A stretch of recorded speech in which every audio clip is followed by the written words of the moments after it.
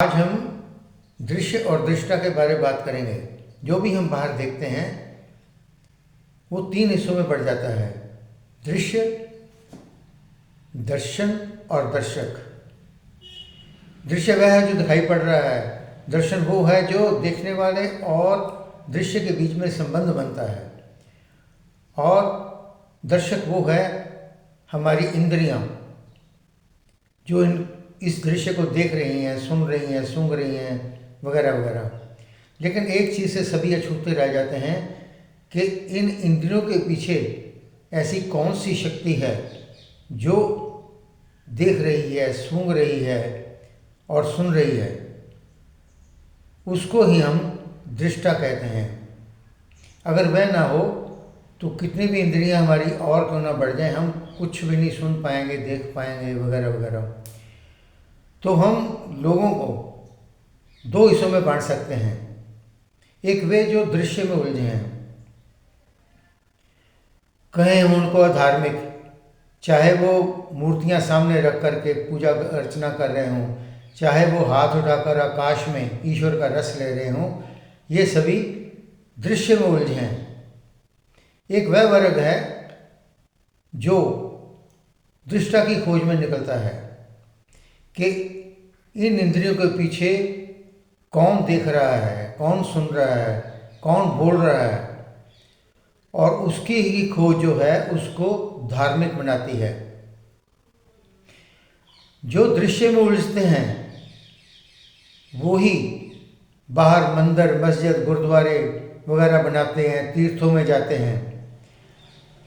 लेकिन वो लाख ऐसे मंदिर, मस्जिद बनाएं, लेकिन उनका जो संबंध है वो वास्तविक धर्म से नहीं हो पाता।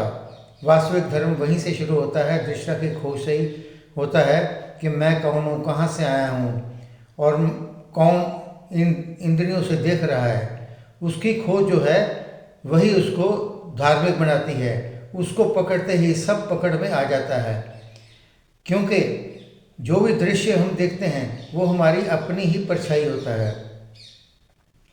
अगर हम दुख से भरे हों तो हमें बाहर संसार का दृश्य जो है वो दुख भरा ही दिखाई देगा।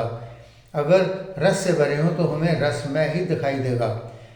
अगर कोई संत किसी फूल को देखे तो उसको भगवान का ही सौंदर्य ही दिखाई पड़ेगा, और हमको केवल फूल ही दिखाई पड़ेगा।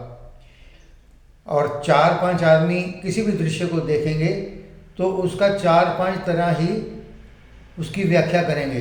4 आदमी अगर किसी बाग में जाते हैं तो एक थका हुआ मुसाफिर है, एक चित्रकार है, एक फलों का व्यापारी है और एक लकड़ का व्यापारी है। तो थके हुए मुसाफिर को केवल एक घने वृक्ष की छाया ही नज़र आएगी, उसमें उसकी ही व्याख्या करेगा। जो लकड़ का व्यापारी है उसको उस बाग में केवल लकड़ के भार के अलावा और कुछ भी दिखाई नहीं पड़ेगा। जो फलों का व्यापारी है उसको फलों के भार और उसकी क्वालिटी के बारे में ही व्याख्या कर पाएगा।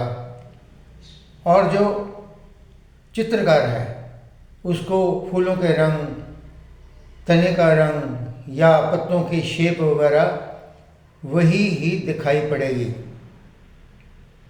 तो इस तरह 4 आदमी जाके अलग अलग तरह व्याख्या करेंगे।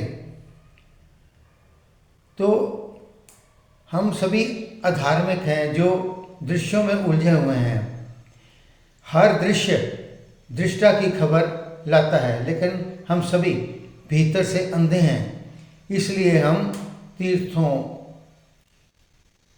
मंदिरों, मस्जिदों वगैरह में उलझे रह जाते हैं। बाहर जितनी भी चीज़ें दिखाई पड़ती हैं उनमें उलझे रह जाते हैं, और भीतर के विराजमान परमात्मा को हम देख नहीं पाते।